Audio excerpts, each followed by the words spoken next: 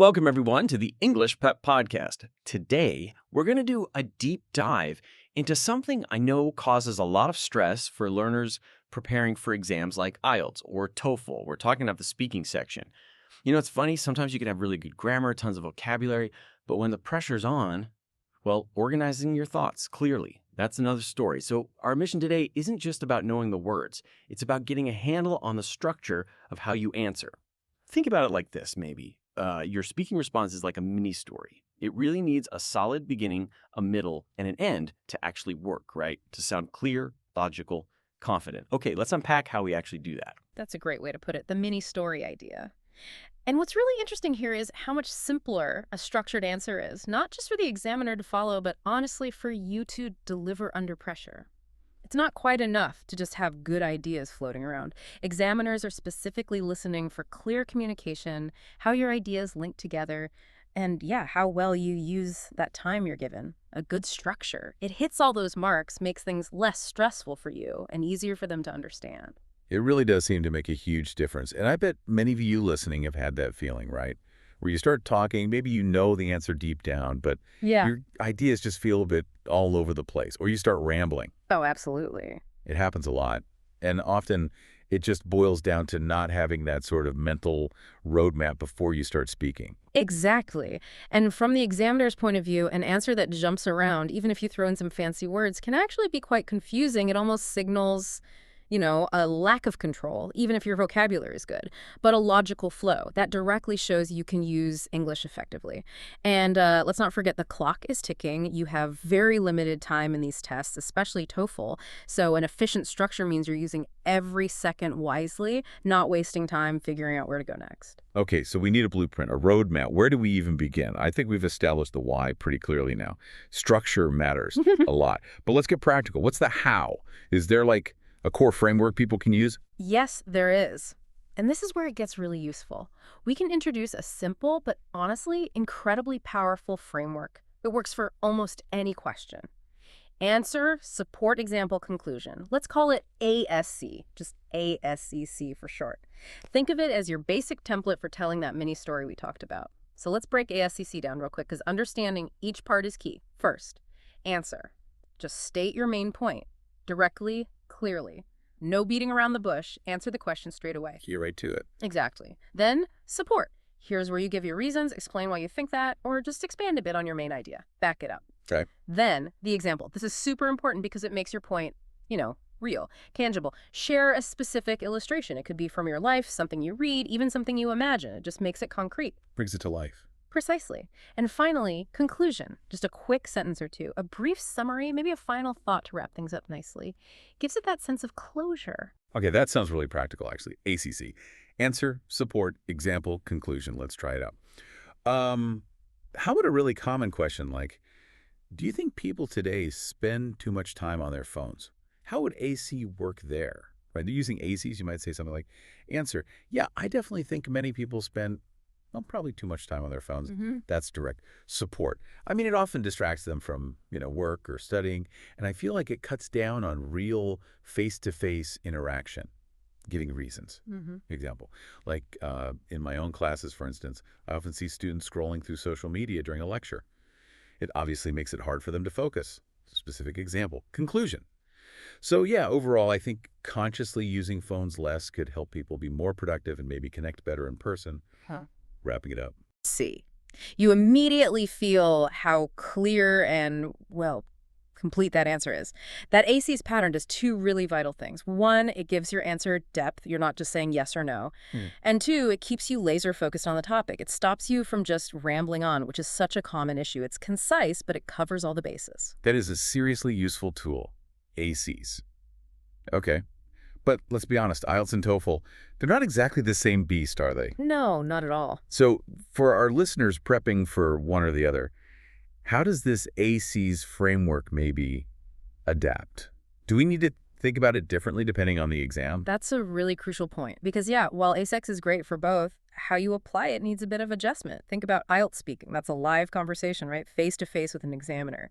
So that format naturally allows for answers that are maybe a bit longer, more detailed. There's room for more natural back and forth, maybe follow-up questions. More like a real chat. Kind of, yeah. You can elaborate more. But then you have TOEFL speaking. That's you, a microphone, and a very strict timer. Usually just 45 or maybe 60 seconds. Oof, yeah, tight. Really tight. So for TOEFL, your AC answer needs to be super concise, really direct. You've got to hit answer, support, example, conclusion, bam, bam, bam, bam, efficiently. Every second counts. Okay, that's a really clear distinction. So practical advice then. Mm-hmm. If you're doing IELTS, practice expanding on your points naturally, adding detail, maybe even asking a little clarifying question back if it feels right. Exactly. But for TOEFL, Yeah. it's all about practice drills, timed practice, getting that AC structure down so you can deliver it smoothly and quickly within that 45, 60-second window. Precision is key. All right, so we've got the ACC structure, our mini story framework, but just having the parts isn't enough, is it? A good story flows. How do we connect those pieces? The answer to the support to the example. How do we build those bridges? The flow. Yes. This is where linking words and phrases come in. Transition signals, discourse markers, whatever you want to call them. They are absolutely essential for coherence. They're not just like fancy decorations. Think about words like to begin with or firstly for your support, for example. Or for instance, obvious for your example, maybe on the other hand, if you're contrasting, or however, and then in conclusion or so overall. To wrap up. The signposts, exactly, for the signposts. They guide the listener and the examiner through your logic. And what's really powerful is realizing how much these, often quite small phrases, boost your coherence score. They stop your answer from sounding like just a list of disconnected sentences. They create that smooth, logical path that makes your ideas easy to follow. It shows you can structure your thoughts in English, not just list words. It makes perfect sense. It elevates the whole thing. Now, it's easy to get focused on the do's, but we should probably talk about the don'ts too, right? We've all been there preparing for something high stakes. What are some common pitfalls or traps people fall into in the speaking section, those sort of gotcha moments? Oh, definitely. It's easy to slip up under pressure. A really big one is overthinking grammar. Look, accuracy matters, sure, but fluency and just being clear are often valued more, especially when the clock's ticking. Don't freeze up worrying about the perfect tense. A small mistake usually won't kill your score if your overall message gets across smoothly. Just keep talking. Fluency over perfection sometimes. In many cases, yes. Another huge one is rambling. Just going off on tangents because you feel you need to fill the silence. That's why sticking to ACC is so helpful. It anchors you. Keeps you on track. Precisely. Then there's the trap of memorized answers. Examiners are trained professionals. They can spot a pre-rehearsed script a mile off, using templates like ACC as a guide. Brilliant. Reciting something word for word sounds unnatural and robotic. Avoid it. Authenticity matters. It really does. And finally, pausing too much. Those long, awkward silences can make it seem like you're lost. Instead, use natural filler phrases. Things like, that's an interesting question, or, well, let me think for a moment, or, how can I put this? They buy you thinking time without breaking the flow. They're actually part of natural English speech. That's such practical advice, especially the filler phrases bit. Okay, so knowing what to do and what not to do is great. But the million-dollar question is, how do you actually get better? What are some really effective, hands-on practice strategies our listeners can use starting, like today? Practice, practice, practice. But smart practice. Okay, first strategy. Timed practice. Get a time. Your phone timer is fine. Set it for 45 seconds, 60 seconds, whatever matches your target exam format. Maybe longer for IELTS Part 2. Then grab any random question tons online and just answer it within that time. It gets you used to the pressure cooker. Simulates the real deal. Exactly. Second, record yourself. It sounds cringeworthy sometimes listening back. Oh, I know. But it's incredibly valuable. Use your phone again. Record your answers. Then listen critically. You'll notice your speed, maybe some pronunciation habits, how often you say or like. It's the best way to self-correct. Your own feedback loop. Perfect way to put it. Third, shadowing. Have you heard of this? A little bit, yeah. You basically mimic someone. Pretty much. Find a podcast, a speech, anything with a native speaker you like. Listen to a short chunk, then pause and repeat it immediately. Try to copy their rhythm, their intonation, the rise and fall of their voice. It's fantastic for building that natural fluency and sound. Improves pronunciation too, I bet. Definitely. And lastly, especially if you're doing IELTS, peer practice. Find a study buddy. Take turns asking and answering questions. Give each other honest feedback. It simulates that conversational element of IELTS perfectly. Those are brilliant, very concrete strategies. Timed practice, recording, shadowing, peer practice. Sounds like a solid plan. But stepping back a bit, Hmm. When the examiner is listening, what are they really listening for? What's on their mental checklist? Knowing that could help focus the practice, couldn't it? Absolutely. Understanding the scoring criteria is like having the cheat codes almost. They generally assess you on 4 key areas. First is fluency and coherence. Basically, can you speak smoothly without too many unnatural pauses, and do your ideas link together logically? That's where ASCC and those linking words are crucial. Makes sense. Second, lexical resource. That's your vocabulary. But it's not just about using big, fancy words. It's about using a good range of words accurately and appropriately for the topic. Precision matters. Using the right word, not just a complicated one. Exactly. Third, grammatical range and accuracy. Can you use different sentence structure, simple sentences, complex sentences? And are they generally correct? Again, perfect grammar isn't expected, but control over structures is. And fourth, pronunciation. Can they understand you easily? It's not about having a specific accent, British, American, whatever. It's about clarity. Are your sounds clear? Is your intonation natural enough not to cause confusion? So, yeah, keeping those 4 things, fluency and coherence, lexical resource, grammar, pronunciation in mind really helps you target your practice. If you know you tend to use simple sentences, you work on complex ones. If your flow is choppy, you focus on those linking phrases and the ACC structure. It guides your effort. That really clarifies things. It's not just about talking. It's about hitting those specific markers. Okay, but let's face it, sometimes your mind just goes blank. Total freeze. It's a huge fear. How do you keep talking, maybe expand your answer, when you feel completely stuck? Ugh, the dreaded blank. It happens. But you can prepare for it. One really effective way is to personalize the topic. Whatever the question is, try to relate it back to your own life, your experiences, your opinions. Talk about how you feel about it, or a time you experienced something similar. That usually generates ideas quickly because it's familiar territory. Makes it easier to talk about. For sure. Another great strategy is to compare. Think past versus present, or maybe your country versus another country you know about, or advantages versus disadvantages. If the question is about, say, shopping, compare online shopping to traditional shopping. That instantly gives you 2 sides to talk about. Creates content. Exactly. And a third way is to speculate. You can use phrases like, well, perhaps in the future, or it might be because, or I suppose one reason could be. This allows you to talk about possibilities, reasons, or future trends. Even if you don't have hard facts, it shows flexibility. Right. And doing that, personalizing, comparing, speculating, doesn't just fill time, does it? It actually shows off more language skills. Absolutely. It demonstrates you can handle abstract ideas, different perspectives.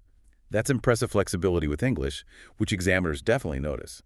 It shows resourcefulness. Yeah. Okay, this is all incredibly helpful. But underlying all of this is often just nerves. Exam pressure is real. Feeling nervous is totally normal, but you don't want it to derail your whole performance, right?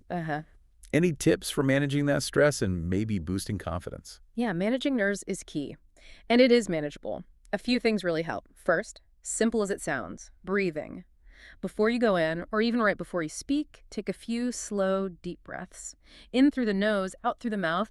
It physically calms your nervous system down, slows the heart rate, helps you think clearer. The power of the pause and breathe. It really works. Second, try visualization. Seriously. Spend a few minutes each day just closing your eyes and imagining yourself in the exam room, speaking clearly, confidently, smiling even.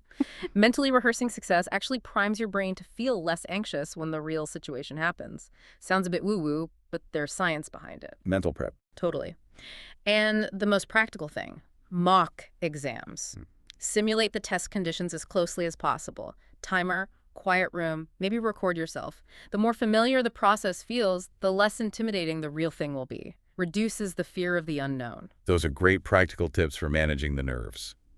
Okay, let's try to pull everything together one last time, maybe a quick run-through of an answer, perhaps geared more towards those tight TOEFL timings using our ACC structure. Good idea. Okay, let's use this question. Do you agree or disagree that students learn better in groups than alone? Ready? Yep, let's hear it. Okay, here goes. Answer. Personally, I definitely agree that students often learn better in groups. Support. I think working together lets them share different ideas, explain things to each other in ways maybe the teacher didn't, and just generally support each other when the material gets tough. Example, like, for instance, when I was studying math in university, our group discussions really helped me grasp some tricky concepts, ways of solving problems I just didn't see on my own. Conclusion. So, yeah, overall, I really believe group study can make learning more effective and maybe even more engaging for a lot of students. Boom. Done. Yeah. And that felt like, what, maybe 40 seconds? About that, yeah. C, perfectly structured, clear answer, reason, specific example, nice conclusion, hits all the ASE points, concise, easy to follow, perfect for TOEFL. All right, as we wrap up this deep dive, let's quickly recap some final takeaways for everyone listening. Remember, practice daily, use a timer, get comfortable with that pressure, use structure like ASCC as your guide, but please stay natural, let your personality come through, don't be a robot. Focus on being clear rather than absolutely perfect grammatically. A clear message is king. And maybe try to smile, stay calm if you can. It actually helps your voice and projects confidence. That's excellent advice. And maybe one final thought to leave people with. What's really fascinating is to think about how these skills structure your thoughts, using linking words, being clear and concise, how they go way beyond just passing an exam. How could applying these principles actually improve your everyday English communication, your emails, your meetings, even just chatting with friends? It's a skill for life, really, not just for the test. That is a fantastic point, a really powerful thought. Well, thank you so much for joining us on this deep dive into structuring your English speaking. We hope you found it helpful. Keep practicing, keep building those bridges between your ideas with those linking words, and remember that clear structure. It really is your secret weapon for success. We'll catch you on the next English Prep podcast.